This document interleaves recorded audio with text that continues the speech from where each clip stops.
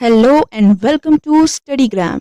ये है एक रैपिड एनसीईआरटी लेटेस्ट सीरीज जो कि बहुत सारे कॉम्पिटिटिव एंड स्कूल एग्जाम्स में हेल्पफुल है।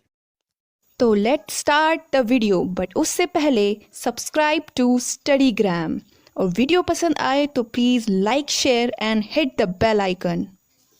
ये हिस्ट्री की सीरीज़ है फॉर क्लास 6। इसका पहला चैप्टर है what, where, how and when. सबसे पहले हम एक टर्म को जान लेते हैं जो है पास्ट। पास्ट क्या है या पास्ट किसे कहते हैं? Anything which has taken place in the time period before present. मतलब कोई भी घटना जो आज के समय से पहले घटित हुई है उसे हम पास्ट कहेंगे, यानी जो बीत गया या जिसे वापस ना लाया जा सके वह पास्ट कहलाता है। इसी को हम हिस्ट्री भी कहते हैं। अब इस पास्ट के 4 मेजर एलिमेंट्स हैं what, where, how and when, जिसमें से सबसे पहले एलिमेंट की बात कर लेते हैं जो है व्हाट, यानी कि हम पास्ट में किस चीज़ की स्टडी करें या पास्ट के बारे में हम क्या जानना चाहते हैं वो इस व्हाट के अंदर आएगा।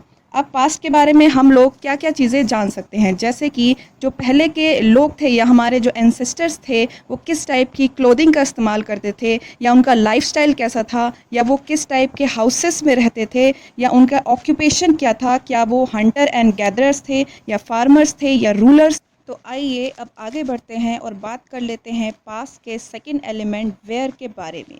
Where did people live. अब जिन लोगों की हम स्टडी कर रहे हैं वे लोग आखिर रहते कहाँ थे यह भी जानना ज़रूरी है।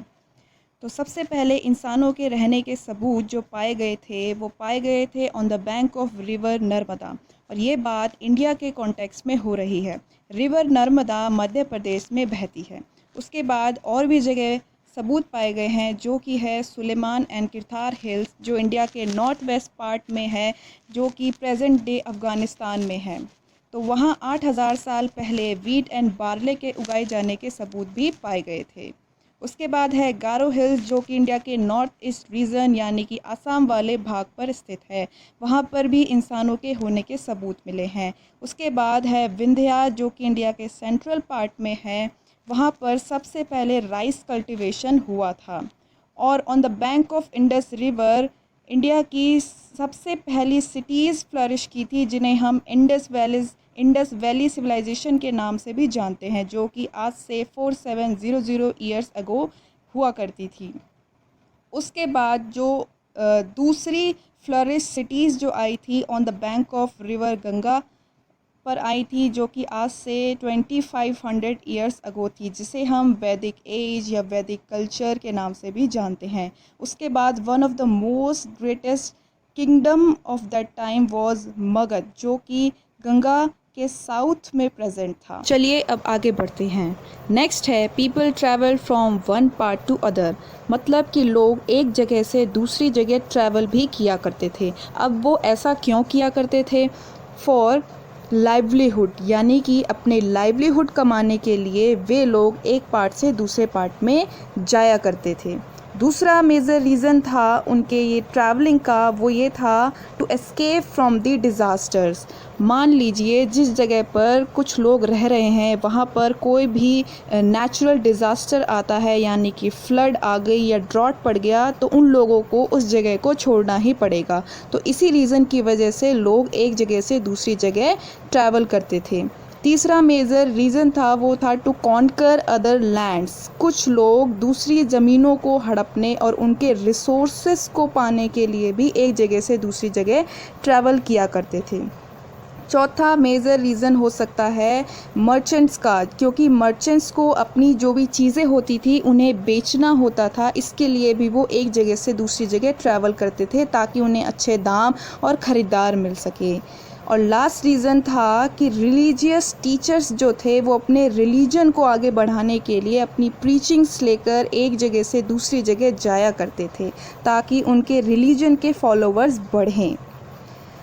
और हुआ क्या, इन सब ट्रैवलिंग की वजह से लोगों ने अपने आइडियाज़ को शेयर करना स्टार्ट कर दिया। अब वो आइडिया कुछ भी हो सकता है, जैसे कि कुकिंग, लिविंग, म्यूज़िक और स्टोन कार्विंग एक्सेट्रा। ये सारी चीज़ें भी उनके साथ उनके जाने वाली जगह पर ट्रैवल करने लगी। उसके बाद many people got settle down. ये भी हुआ कि कुछ लोग जो टेम्पररी ट्रैवल करते थे जैसे कि मर्चेंट्स, वे जाकर दूसरी जगहों पर सेटल डाउन होना उन्होंने स्टार्ट कर दिया। इसका एक एग्ज़ाम्पल है इंडिया में कि ईरानियन एंड ग्रीक्स आए थे नॉर्थ वेस्ट पार्ट से इंडिया के अंदर, वो भी आज से 2500 साल पहले, और वे आकर यहाँ पर बस गए थे। चलिए आगे बढ़ते हैं और नेक्स्ट टॉपिक है सोर्सेस ऑफ पास, यानी कि अब इस इतिहास के बारे में अगर हमें स्टडी करनी है तो हम किन किन सोर्सेस की मदद ले सकते हैं या किन किन चीज़ों से हमें इतिहास के बारे में जानकारी मिल सकती है। तो इसमें दो मेजर इम्पॉर्टेंट सोर्सेस हैं, वो हैं लिटरेरी सोर्सेस एंड दूसरा है आर्कियोलॉजिकल सोर्सेस। अब ये लिटरेरी सोर्सेस क्या होते हैं? लिटरेरी सोर्सेस वे सोर्सेस होते हैं जो कि हमारे पास रिटन फॉर्म में प्रेजेंट हैं। अब इंडिया के कॉन्टेक्स्ट में सबसे पहले लिटरेरी सोर्सेज जो माने गए हैं वो हैं मनुस्क्रिप्ट्स एंड इंस्क्रिप्शंस। मगर इंडिया में उससे पहले भी कुछ रिटन चीज़ें पाई गई हैं, जैसे कि कुछ हड़प्पन स्क्रिप्ट्स मिली हैं या फिर हमें केव्स में कुछ पेंटिंग जिसमें कुछ वर्डिंग्स पिक्चर की फॉर्म में समझाई गई हैं, लेकिन उन्हें हम लिटरेरी सोर्सेज के अंदर काउंट नहीं करते because they are not the exact written records with a language और अ स्क्रिप्ट। तो लिटरेरी सोर्सेज में पहला है मनुस्क्रिप्ट्स। अब ये मनुस्क्रिप्ट्स क्या होती हैं? मनुस्क्रिप्ट्स रिटन रिकॉर्ड्स होते हैं जो कि मेजर तरीके से पाम लीव्स पर लिखे जाते थे या फिर बर्च पर लिखे जाते थे। तो ये रिटन रिकॉर्ड्स होते थे और इनसे हमें पास की जानकारी मिलती है। इसके अलावा है इंस्क्रिप्शंस भी रिटन रिकॉर्ड्स होते थे, लेकिन ये किसी चीज़ों पर गोद के लिखे जाते थे या फिर इन्हें कार्व किया जाता था किसी भी स्टोन पर या मेटल शीट पर जो कि हार्ड सरफेस वाली थी। तो ये दो लिटरेरी सोर्सेस हैं जिनकी हेल्प से हम पास्ट को स्टडी कर सकते हैं। उसके बाद जो दूसरे हैं वो हैं आर्कियोलॉजिकल रिसोर्सेस। आर्कियोलॉजिकल रिसोर्सेज या आर्कियोलॉजिकल रिकॉर्ड्स के अंदर क्या आता है? इनके अंदर आते हैं बिल्डिंग रिमेन्स, जैसे कि किसी पुरानी बिल्डिंग के रिमेन्स मिले, जैसे कि हड़प्पन सिविलाइजेशन के एक्सकेवेशन के दौरान आर्कियोलॉजिस्ट को बिल्डिंग रिमेन्स मिले। ठीक है। दूसरा हो सकता है टूल्स, जैसे कि अगर हम पैलियोलिथिक एज की स्टडी करते हैं तो वहाँ पर हमें टूल्स मिले, जैसे कि स्टोन टूल्स, बोन टूल्स या फिर और भी कोई टूल्स। उसके अलावा हो सकते हैं ऑर्नामेंट्स या उसके अलावा हो सकते हैं कॉइन्स। अब कॉइन्स की हेल्प से कैसे स्टडी करते हैं? क्योंकि पुराने टाइम के जो कॉइन्स हुआ करते थे उन कॉइन्स में ज़्यादातर किंग्स की पिक्चर को कार्व किया जाता था या उस टाइम पीरियड के बारे में कुछ जानकारी दी जाती थी। तो इस तरीके से कॉइन्स भी हेल्पफुल हो सकते हैं पास की स्टडी के लिए। और लिटरेरी सोर्सेज का एग्ज़ाम्पल अगर मैं दूं तो वो हैं अशोकन इंस्क्रिप्शंस, जो अशोका के टाइम पर धम्मा की प्रीचिंग्स के लिए इस्तेमाल होती थी। और इन इंस्क्रिप्शंस का इस्तेमाल जो किंग्स होते थे वो अपनी बातों को लोगों तक पहुंचाने के लिए भी किया करते थे।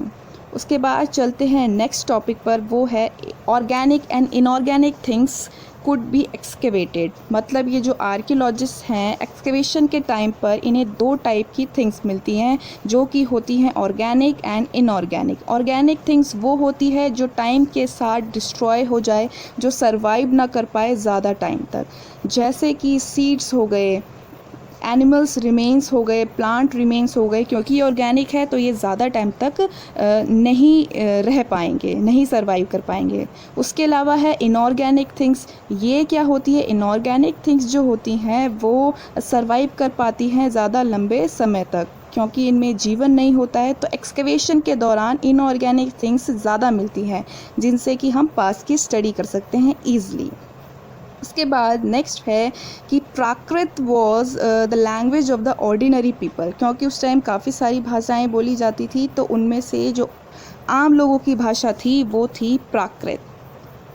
नेक्स्ट टॉपिक है वन पार्ट पास्ट और मैनी पास्ट। इस चैप्टर के स्टार्टिंग में ही एक वर्ड यूज़ हुआ है पास्ट, जिसमें कि एंड में एस लिखा हुआ है। तो ये एस क्या इंडिकेट करता है? यस, ये इंडिकेट करता है कि पास्ट एक नहीं हो सकता। किसी एक इंसान के लिए पास्ट कुछ अलग तरीके से है और दूसरे इंसान के लिए वो कुछ अलग है।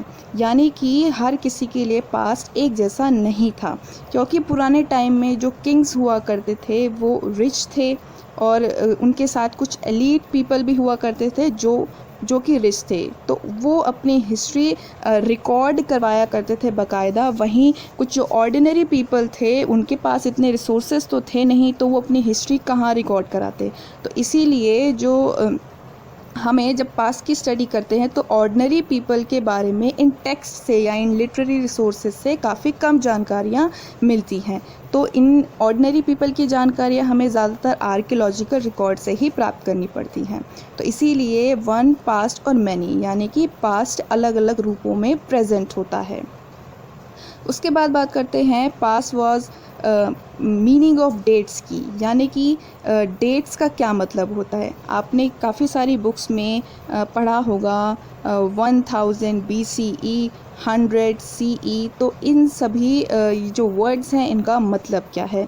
इनमें कुछ वर्ड्स मैंने लिखे हैं, वो हैं BC, AD, CE, BCE और BP। तो इसको समझते हैं हम एक नंबर लाइन की हेल्प से। मान लीजिए ये है एक नंबर लाइन और बीच में है ज़ीरो को हम मानते हैं बर्थ ऑफ क्राइस्ट। उसके बाद अगर मैं एक्सट्रीम राइट में चली जाऊं और मैं एक और पॉइंट लूँ 2020, यानी कि ये है प्रेजेंट। अब मैं अगर बैक जा रही हूँ, मान लो 2020 है, फिर 2019 आएगा, फिर 18, 16, फिर 1000, ऐसे करके मैं ज़ीरो पर पहुँच जाऊँगी।